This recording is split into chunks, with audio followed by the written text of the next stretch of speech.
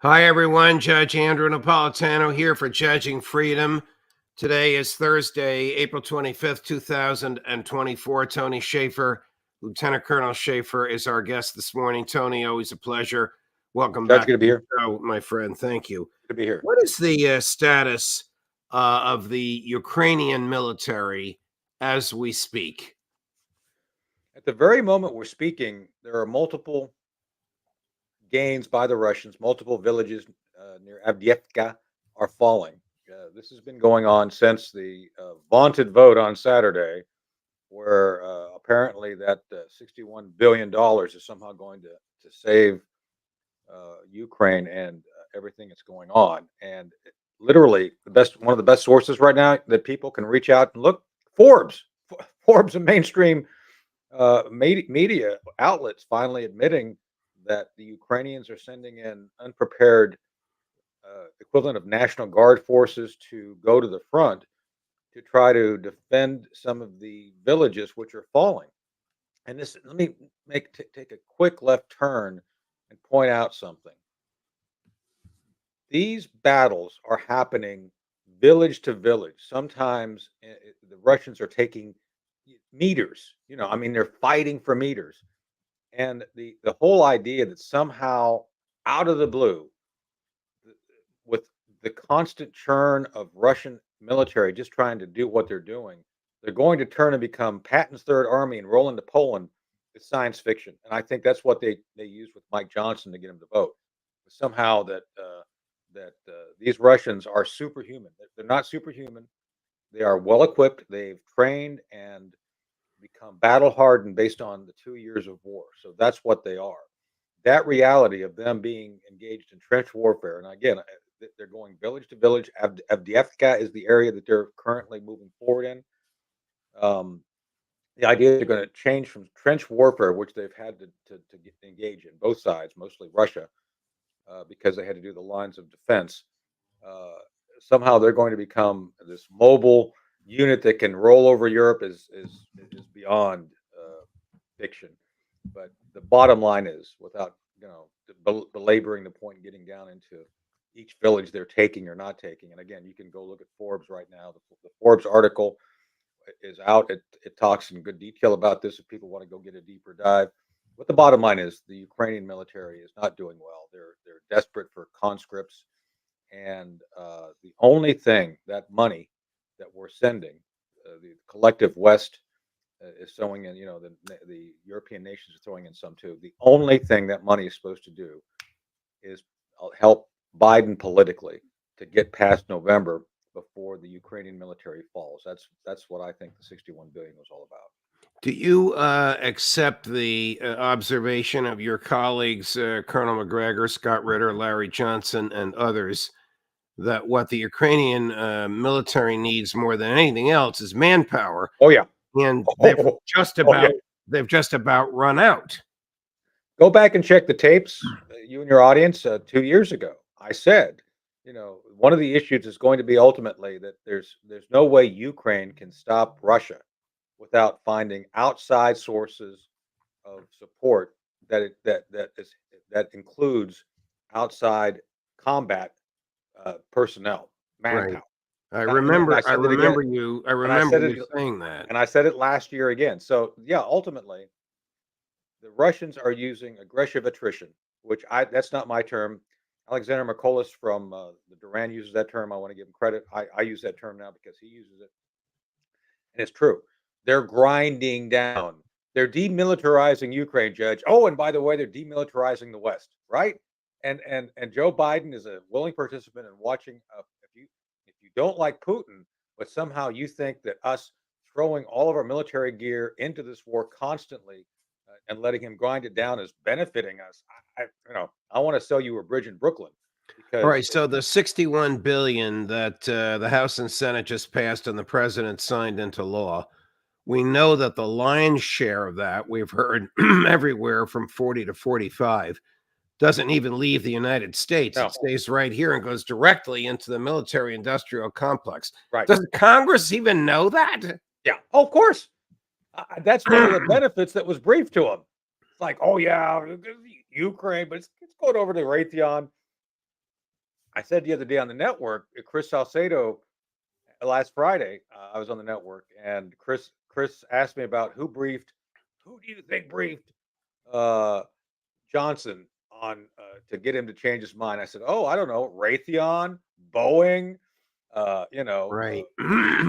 it's like all this, all they knew, Judge. The members of Congress knew exactly where it's going.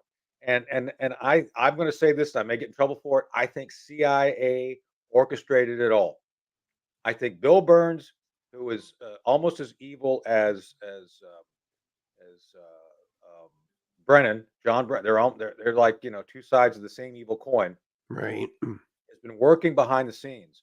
And let me say this for our audience. I know the audience doesn't like me sometimes. That's fine. I don't care. Simply because I'm trained by CIA, I'm not CIA. CIA is leading this whole war. It's not the Pentagon. Pentagon helping out. Unfortunately, the Pentagon is helping out. But the CIA has orchestrated this. They continue to run it. They do everything they can, both domestically and foreign and overseas, to prompt this perception management effort to get everybody on board that we can still win. What will the 61 billion achieve on the battlefield other than delaying the inevitable defeat? Speaking of perception management, there was no stopping of weapons during this time when the money ran out, Judge. Just so we're clear, Ukraine continued to receive material, weapons, logistics, all that stuff kept coming. So it's not turning back on now. It's been in the pipeline. Some of the defense companies took it on faith they were going to get their money. Of course, they are now. So that's what it's just funding the momentum of the defeat is all it is, because again, I'm speaking as an analyst and observe the fact that the Biden administration is acting politically using national security as a tool. They engaged in this war. It's not gone well. A lot of us said from the beginning this was not going to go well, and somehow we were pro-Russian simply because we're saying the numbers don't add up. The numbers still don't add up. The numbers look worse than before. Now they're counting, Judge, on the F-16 showing up over the summer. Oh, the F-16s. Yeah, maybe 20 years ago. It's not going to have any effect. Here's Jake Sullivan. I want you to tell me if you think he's being truthful. This is cut number 8 on the news sheet, Chris, talking about Ukraine funding delays and the gains the Russians made. This is in direct defiance of what you just articulated, Tony. So let's listen to him, and then you can have at it. And the consequences of the delay have been felt in Ukraine. Over the past 6 months, Ukraine has had to ration ammunition, and that has resulted in the loss of some territory in the east, including the city of Avdiivka. And while today's announcement is very good news for Ukraine, they are still under severe pressure on the battlefield. And it is certainly possible that Russia could make additional tactical gains in the coming weeks. Russia has tried to grind out very slow, costly progress on multiple fronts over the past few weeks. They are threatening the town of Chasiv Yar. They are threatening settlements to the west of Avdiivka. And of course, they're raining hell down on Kharkiv and other cities across Ukraine. The fact is that it's going to take some time for us to dig out of the hole that was created by 6 months of delay before Congress passed the supplemental. Is that true? No, he's lying. He's the only truthful statements is the Russians grinding things down. I said that earlier in our interview, that those villages that he listed out are all in danger. Yes, I just said that. Forbes is saying that too. But there's no delay in weapons. The issue is production. The West cannot match what Russia is doing right now. Russia, for whatever reason, probably to their advantage, never abandoned the Soviet format for industry. That is to say, they always set up a certain capacity to switch their economy from peacetime to war. That was a decision made by Gorbachev, all the other leaders early on as they transitioned out of being the Soviet Union to being the Russian Republic. That capacity has been turned on. Now they're on wartime. They're just outproducing the West. They're producing 105, I think 155 or is it 155. It's one of the higher caliber artillery rounds, 7-1. And things have continued to show up. There's been no turning off. People didn't turn the spigot off, Judge. It's not practicable stuff. And think about this also. Takes some time, 6 months just to get things there. So during that 6 months, things would have been showing up. What he could have said, it may have been truthful, which I don't think he would. He doesn't tend to tell the truth. He said, "Oh, the pipeline ran out over the 6 months of delay. Now we got to get the pipeline going again." That would have been believable. That would have been believable. But what he said is absolute. Oh, the money's out, everything stops. It doesn't work like that. You know, this is So a modern environment. that's a Oh, political statement that he made. But it's a here's another political one. statement. Here's another political statement, Tony. You're going to have a field day with him on this, claiming that in the U.S. we have doubled our monthly production of 155 millimeter artillery rounds. You'll Yeah. understand the significance of that in the new list, Chris, number 9. Since the start of this conflict, we've more than doubled our monthly production of 155. By the end of this year, we will have doubled it again. And as a result, we're going to be able to provide from our own production steady and significant supplies of artillery to Ukraine. We are also providing Ukraine with new capabilities. I'm able to confirm, as you've heard from others, that in February, the president directed his team to provide Ukraine with a significant number of ATACMS missiles for use inside Ukraine's sovereign territory. That shipment started moving in March as part of the PDA that the president authorized on March 12th, and those missiles have arrived in Ukraine. This followed Russia's procurement and use of North Korea's ballistic missiles against Ukraine, as well as Russia's renewed and escalating attacks against civilian infrastructure in Ukraine. So let's talk about the first part, and then I have some questions about the Yeah. second. Is this true that the United States has doubled its production of 155 millimeter artillery rounds and then doubled it again? Does he know what he's talking about, or is this more political claptrap? There's been significant increase, but when you're only talking about an increase of maybe from 1 to 2,000, which is not significant, it's like, okay, that's like saying I've doubled the number of cookies I'm baking per day. It's like, okay, you've gone to the store and opened up a package. It's that equivalent. It's like, okay, whatever. And plus, one of the two main plants we make artillery rounds burnt. It's out of it's down, and that capacity is down. So you're not going to be doubling it again. That's science fiction. And then there's a plant in UK. The UK supplies are going to go down too. So it's all a lie. Let me say this though before we get into your questions. Why are we playing Putin's game? Why are we going and it's like, when has the Americans ever decided, oh, we're just going to slug it out with an enemy based on what they have as an advantage? Like, we usually think our way out of this stuff. It's like, yeah, we don't want to be in trench warfare. We're going to go another way. And this is what I've been saying. I'm a Reagan guy. Reagan's folks, who I still talk to, I talked to a couple this week. It's like they're always looking for ways around the strength, the Russian strength. Don't go into strength, and yet that's what they're doing here. Oh, we're just going to let it slug out. And I would argue they're sacrificing a whole generation of Ukrainians simply for this appearance that they're being strong against Russia.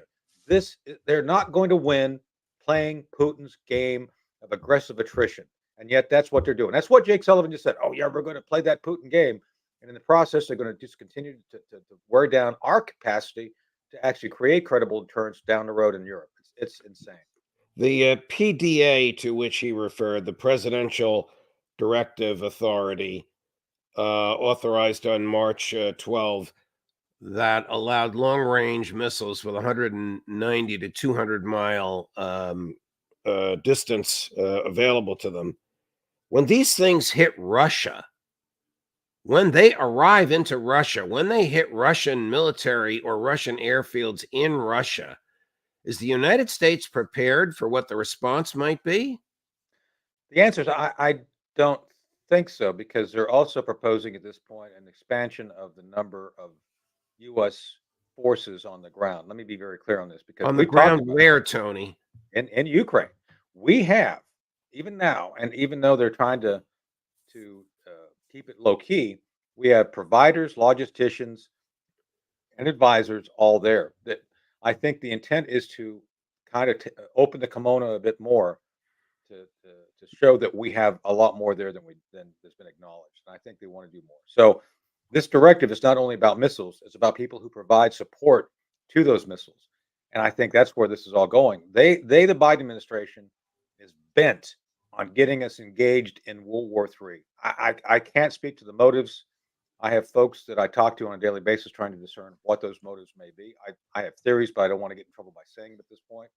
But I'm just saying that everything they're doing is trying to play at Putin's level and do things to antagonize Putin to get him to expand the war into other places. How I, many I how many troops do we have on the ground, and do you know if they're in uniform or in civilian clothing? They're not in uniform, except the French Foreign Legion is Western troops, not U.S. troops. The French Foreign Legion was there as special forces folks. I don't know what they look like on the ground. I know the Russians figured out they were there, but that wasn't us. Right now, based on the current configuration, we've probably got upwards, I want to say 15,000 in some form or another. And those folks are all, 15,000 oh yeah. Americans on the Look, ground in Judge, Ukraine? Judge, we don't have when we do something, we don't have a small footprint. Let me break that down. About 7 of those thousand are administrators and providers of logistical support. Another 3,000 are individuals relating to CIA and the intelligence collection and gathering effort to include going out and being out in the field and doing things. So, and then you've got another, I don't know, 5,000. My numbers may not add up here perfectly, but I'm just giving Understood. estimates. There's another 3 to 5,000 that are engaged just in general activities, helping the Ukrainian government govern, do the different things. See, all these things that would do. We are literally trying to make Ukraine the 51st state of the United States by all the activity we're doing there. Have And any that's of them been killed or oh injured? yeah, yeah, they have been killed. But again, there's been no reporting on this because the policy is if someone is killed or injured, there's no reporting on it at all. There's a blackout. This is the Biden And policy. It's so like, and so the government, the Biden administration, has duped the entire media, yes, the mainstream media, which it feeds and which is in bed with it, and even the absolutely. alternative media like this and other similar programs that challenge the government. We've all been duped. None of us have been told the truth about Americans being killed in Ukraine. Do I have No, that right? you do have that right. And again, it's pervasive. What again, they do it by money. Remember, some of this money that they're throwing around to Ukraine comes out of U.S. coffers and is used for what I call information shaping operations. They're trying their best to make sure if anything happens, that those people who it happens to are well taken care of and are basically bribed into submission, not saying anything. Does the United States think its capabilities are limitless? That equation, that that premise has not been considered, I don't believe, at the senior level. Again, I'm not in those rooms. I was in the old days in the Trump administration, but I'm not in those rooms now. And I think the Biden administration is committed to this course of action, no matter what it takes. So I don't think they think of it as unlimited, Judge. They think of it as we're going to do it no matter what it takes, even if that means ruining our forces in other areas. Remember, right now, and I don't want to get into this because it'll be a whole other discussion. They want to challenge China. They just spent a bunch of money for Taiwan. We've got the Middle East. So I can only say that the policy they've put forth and continue to promote for Ukraine is one of unlimited support with no cap. And to do what they're talking, if they're seriously trying to challenge Russia, you're talking about essentially trying to find a path to get more troops on the ground there. I think that's why they're now talking about opening up the kimono about more U.S. forces being there.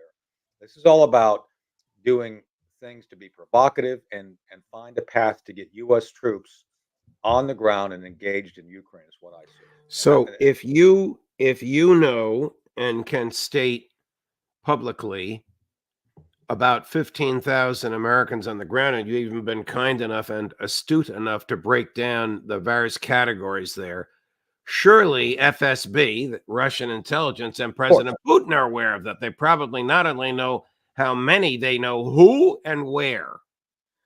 So everything I'm saying is speculation based on experience and watching this movie before. But to your point, yeah, I'm sure that they have figured out because the Russians. One thing I have noticed about the combat, and by the way, just as a point of policy, I refuse to go on Ukraine or Russian media. I will not go on either because there's a war. I'm not taking sides. I'm trying to be clear in my assessments. And with that said, I am certain that the FSB has great insight on what's going on. And part of what's going on here, judges, these missiles, which are going to be used to go into Russia, these people who are going to be on the ground will become targets of Russia. The FSB is going to know they're there. And the FSB, have given intelligence to the Russian military to strike and kill French Foreign Legion folks. It's happened. So I think again, we're looking at an escalation that the Russians know that we're engaged in. There's no way you can continue to say the USA we're not engaged in the war, yet you're giving them lethal support and personnel support, which is giving the Ukrainians advantage. The Russians are going to see that as an escalation, and it's going to see the United States as a combatant. It is what it is. There's nothing. That's not me. That's the way things work. Here's Foreign Minister Lavrov, Tony, almost immediately following the vote in the House over the weekend. Cut number one. Currently, the United States and its NATO allies persist in their fixation on dealing a decisive blow to Russia. They seem prepared to keep opposing our nation, using Ukraine as their last stand, so to speak. Simultaneously, Western nations are precariously teetering towards a direct military confrontation involving nuclear powers, carrying potential catastrophic outcomes. Sounds like they take it pretty seriously, Tony. Yeah, they do. I hadn't seen that clip, by the way, and yeah, I'm glad. I'm glad Lavrov agrees with me because I'm seeing it the same way he is. And yeah, and again, I'm just looking at this as a guy who spent 30 years advising, doing nefarious things to get the truth out, find the truth, to provide the truth. And the truth is, I've seen this movie before, and yeah, Lavrov is correct. And I'm not pro-Russian, for God's sake. I'm just saying what he's laying out is correct. Has Washington even considered the prospect that Ukraine could lose? Because according to you and McGregor and Ritter and Johnson and McGovern and the others, this game is over. It's over. This year in 2024. They know, Judge. They know. They know. That's why they were so desperate to get this money passed, so they could do two things with that money. They handed out a lot of consolation prizes to the military-industrial complex because they were owed money because that support never stopped over the 6 months, despite what Jake Sullivan says. They owed money. So they paid that off. They're paying off other folks who invested in the concept of a free Ukraine. The best outcome for Ukraine at this point, and again, I'm saying this as an American who wants to see the best for all sides here. I'm a Reagan guy. I want to see peace, is that Ukraine becomes the equivalent of Switzerland, that you basically have a neutral Ukraine. You allow the Russians for now to maintain what they have. I would go for, as I think Musk even proposed, you have referendums, votes to see where the people in those regions the Russians have taken, see what they want to do. If they want to stay Russian, they stay Russian. Well, Tony, that is very rational what you're suggesting, but you also know that Joe Biden will never allow negotiations intended to produce that result before Election Day. And that's what I'm saying. It's like this is all about trying to get the Biden administration and their failing policy past November, because this is going to be seen, rightfully so, as another Biden failed policy, probably worse, much worse than Afghanistan. And let me say this, because I said this over the weekend and I got a little heat for it. I'll just say it here on your show again. What has Joe Biden ever done regarding policy that's actually worked out well? I mean, it's not going to work out. So giving him $61 billion more over a failed policy is the definition of insanity, doing the same thing over and over again and expecting a different result. There's not going to be a different result. It may be delayed, but it's still going to be inevitable. How much longer can Ukraine survive, even with whatever fraction of the 61 billion ends up there? I just don't see them lasting much past June at this point, because the Russians aren't even trying hard. Not to say that they're not fighting. I'm not saying that. I'm saying that the Russians have not put together in a purposeful way a complete air-land campaign designed to gain ground rapidly and hold it. Right now, they're continuing their policy of aggressive attrition. It's working well. Why would you change tactic if it's working? So there's like, yeah, we're doing what we're doing. And again, the earlier interview, Judge Jake Sullivan correctly identified Russia's wearing the Ukrainians down. That's what they're doing. Right. So they're preparing right now, I believe, because the Russians took out that big antenna, for the one of the media outlets there in Ukraine. I think they're preparing to return to the offensive. The moment they return to the offensive, probably June, the Ukrainian military is going to collapse from its own internal pressures.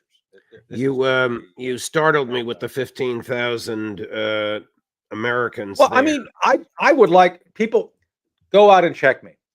No, I'm not I saying I challenge those disagree with watching. you. I'm saying it's No, no, no, startling no, Judge. that they're I'm there just and we saying that don't know it. the U.S. media should go out. They should say, "Oh, we don't believe Shaffer." Go out and check it out. Right, You right. go check. Okay, No, but not you, Judge. here's my But the U.S. question. media should go check it out. Here's my question. How many other Western troops and from what countries, if you know, are on the ground? The I don't know. Brits, the French, the Germans. So I know the Germans are reluctant. They've been asked for one of their high technology missiles to be deployed to Ukraine, and they've refused because you got to have German technicians there to help run them. So the Germans are saying, "Yeah, we don't want to do it." So the Germans have been a lot more reluctant. The British have a lot of folks on the ground. I have to check with some of the British guys to find out what their numbers are. I know they're there. I don't know the numbers. And obviously, they have volunteers from a number of NATO nations that have shown up there, which I think are way better organized around NATO command and control than they've been acknowledged. I NATO has said publicly several times that they're not a combatant. That doesn't mean they're not supporting some level of informal coordination to move volunteers from different NATO nations there to help out because that's Are they armed? Are they protected by armed people, or do they just walk in the streets in civilian garb? so it depends. It depends where they're at. So those who are up close to the front, I think, are heavily protected. Uh, if if they're U.S. military or CIA, I think they're armed. Traditionally, I mean, I've dealt with CIA in the field before. CIA typically will organize around and use private military concerns. You know, things like Blackwater. Just saying, Eric, if you're listening. And they'll use those organizations to provide some level of support and direct access. And they're all armed, and they're pretending to be some other organization than CIA, but they'll be there and they'll be armed. And they'll be up towards the front. All these others, logistics providers, coordinators, they're all unarmed, running around in the rear area, very subdued. But I mean, obviously, they're coming and going from military facilities within the Ukrainian military. So that would be observable. And again, if the media wants to go out and check this out, go. I mean, just open your eyes and look around. It's amazing what you'll see. With that said, there was one U.S. reporter that's been killed by the Ukrainians, which nobody ever wants to talk about. Gonzalo, I can't remember his last name. Gonzalo But Lira? yeah, Gonzalo Lira. So we have the Ukrainians are not digging the idea of a lot of scrutiny of what they're doing. So I'm just saying, if the U.S. media decides to pick up on this and go do something, be very careful because the Ukrainians are not going to willingly give up information about who's supporting them and how they're doing. Tony Shaffer, thank you very much. Great reporting, great revelations, terrific insight. All very much appreciated, my dear Yes, friend. sir. Thank Good you. to be here. See- Thank you. Yep, we'll see you again soon. Yeah, thanks. Wow, somewhat startling, at least for me, to learn the truth about the presence of American military on the ground in Ukraine. Thank you, Joe Biden. Coming up later today at 3 o'clock this afternoon on all of this, on how did this get started, and then on how is this going to end, the great Professor John Mearsheimer. And at 4 o'clock, we will be spending much of our time on Israel and Gaza with the inimitable, figuratively and literally, one of a kind, great human being, Max Blumenthal. Judge Napolitano for Judging Freedom.